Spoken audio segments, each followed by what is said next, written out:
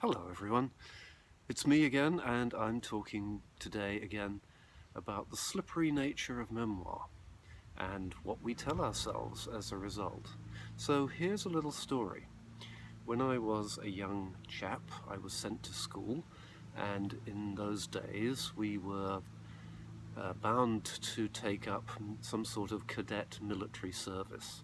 So I did what they all did, and I became a boy soldier, presumably against that time when England was going to need large quantities of clueless boy soldiers with bad haircuts. So there I was in my military training, and I joined the shooting team, the target shooting team, I hasten to point out. And over the years I got a little better and a little better, and it was one of the things that I did. Now, I always thought that I wasn't a particularly good shot. I always thought that everyone else was a lot better than me.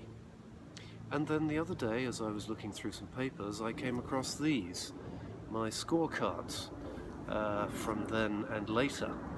And I looked at them, and what I saw was that I'm actually not such a bad shot after all.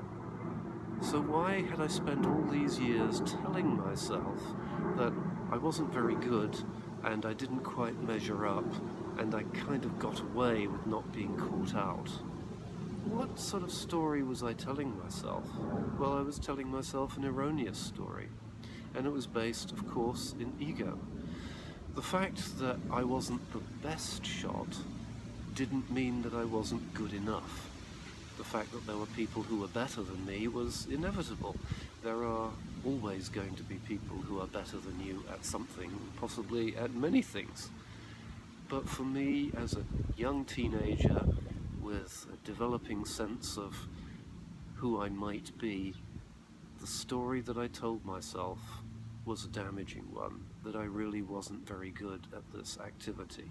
Well, it's a small activity, it doesn't matter, I don't shoot now in any form, but yet we have to ask ourselves sometimes, what is the story I told myself, and do I know it is true? Because the chances are, if it's a story, it's probably not entirely true. There may be something else, something much better for you to find out about yourself if you dump the old story. That's why little things like this can be so useful. Factual reminders of what was rather than the way we interpret it. I hope this helps as you write your memoir, as you reassess your life, as you come to a fuller understanding of what your world might have been and how you can, in fact, find the happiness that was there. Thank you.